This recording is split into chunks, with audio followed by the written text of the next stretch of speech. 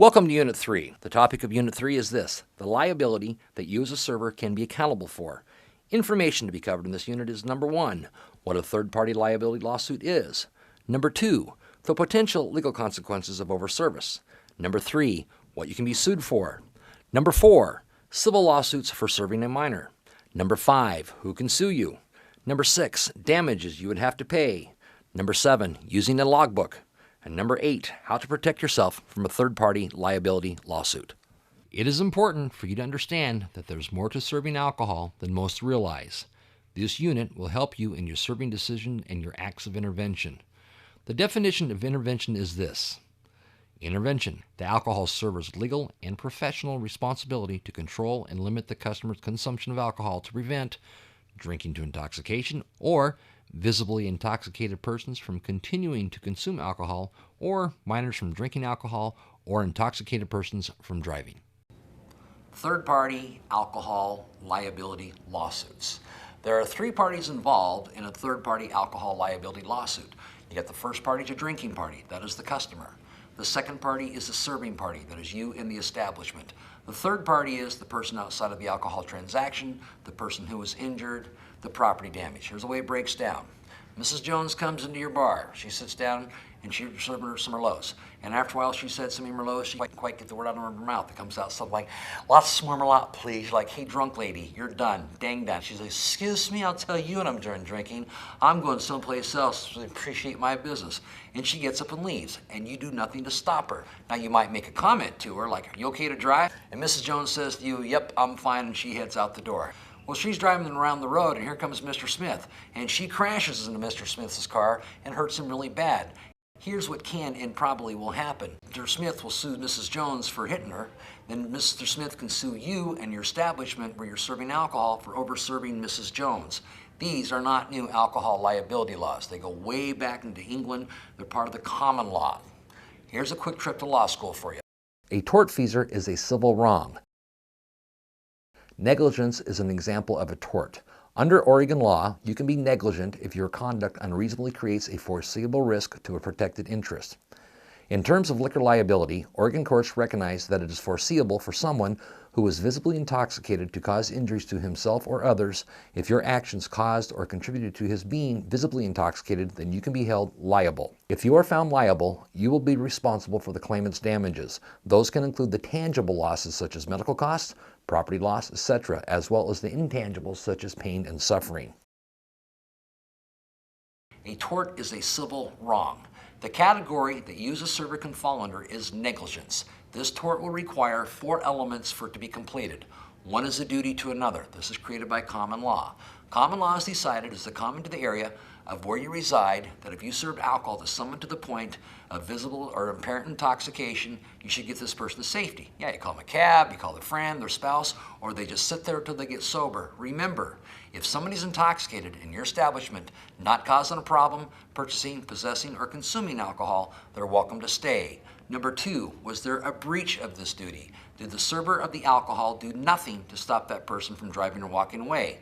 Number 3, probable cause. Is it foreseeable that this individual who is now intoxicated, that if they drove or walked away, that something bad could happen? Obviously, yes. And number 4, you have your actual damage, your tangible damages, such as property damage, lost time from work, medical costs, etc., as well as the intangibles, i.e. pain and suffering.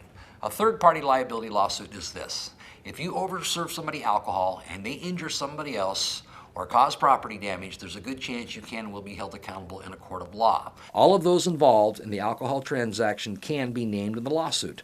The manager, the host, the hostess, the valet, the attendant, the bouncer, etc. will all be named in the lawsuit. You can be found liable if 50% of the jury find your actions resulted in the claimant's injuries.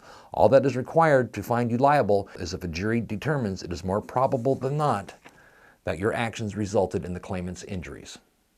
A law journal reports that 80% of these lawsuits will be settled out of court for $100,000 or more. The cases have multiplied by 300% in recent years. The statute of limitations for negligent actions is 2 years in Oregon. If you are sued under the Oregon liability statute for overservice, you must receive notice of the suit within 1 year of the actions that are claimed to have resulted in injury. If a person dies, notice of a dram shop action or a third-party liability lawsuit, an action under the liability statute must be given 1 year after the date of death. A third-party lawsuit is a lawsuit in which the injured person who you did not serve sues you for injuries he claims to have received because you overserved the defendant. If you overserve someone alcohol, you can be held directly accountable to the injured person in a third-party lawsuit, so don't overserve. Problem is, it will happen. There are a lot of different variables which can make it difficult for you, a server involved in the service of alcohol, to protect yourself from a potential third-party lawsuit. For example, the customer began consuming alcohol at home.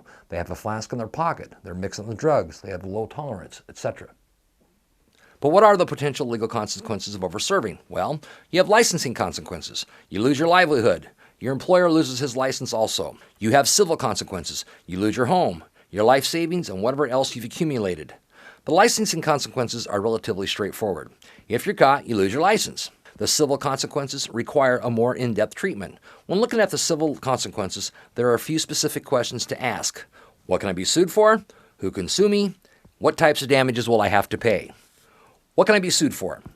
Since 1933, when the 21st Amendment ended prohibition, Oregon laws have attempted to control the liability for those injured by intoxicated persons.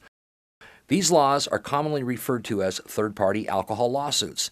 Anyone licensed or holding a permit issued by the Oregon Liquor Control Commission may be held liable for serving or providing alcohol to a patron or a guest who is visibly intoxicated. Oregon law spells it out simply as this: it is illegal to serve someone to the point of visible intoxication, and it is illegal to allow a VIP, a visibly intoxicated person, to consume alcohol. Important things to remember. You can overserve someone even if you have no evidence that they've had anything to drink beforehand. The only question is whether they appear intoxicated. Number 2, courts have pointed out that the intoxication need not be obvious. Any person who seems intoxicated may not be served. That's a little dicey. Basically this: the light switchers, the ones who come in, they seem fine. You serve them one drink and suddenly they're intoxicated. Obviously, they've been someplace else before. Problem is, you have now overserved them. And then on the flip side, you have the old seasoned pro, the one who can sit there and put down one drink after another. By counting drinks, if you serve this person an enormous amount of alcohol and they're not showing any signs of intoxication, but you know that they got to be buzzed by now, that can come back and bite you. Now, what if the person you overserved does something other than drink and drive? We've been talking a lot about drinking and driving, but actually slips and falls are a much, much bigger issue. It is the person who gets drunk and takes a tumble down the stairs, injures themselves, and sues you because you overserved them. Consider the Oregon case where a man was overserved, fell down the stairs, and brought a lawsuit against the bar where he was drinking. The claim was that the server and bartender knew that he was drunk, and the only way in or out of the lounge area was via stairs. They also did not attempt to assist him while he went down the stairs. If you serve someone who is visibly intoxicated and that a person assaults someone else, you may be liable to the person who is assaulted if you had a reason to believe the person might act violently. In a 1997 Washington State court case, a restaurant patron grabbed another patron's head and repeatedly bashed it into the pavement in the parking lot. The man suffered serious brain damage, memory loss, and chronic headaches. The restaurant was held liable for those damages, which were in the millions. Now, what if you serve a minor? Serving any liquor to a minor can lead to a civil liability lawsuit for any foreseeable act that the minor does. You can be held liable to the minor if the minor hurts himself or herself. But you can protect yourself from some liability by checking the buyer's identification and asking the buyer to sign a proper certification card, which in Oregon it is called the OLCC Statement of Age Card.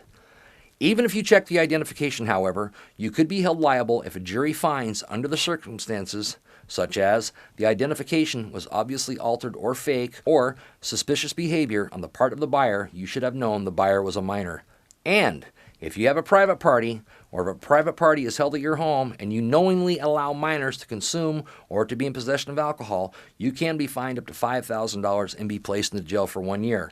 Anything used for a party where alcohol was furnished to a minor, such as a stereo, your furniture, refrigerators, can all be seized by the police.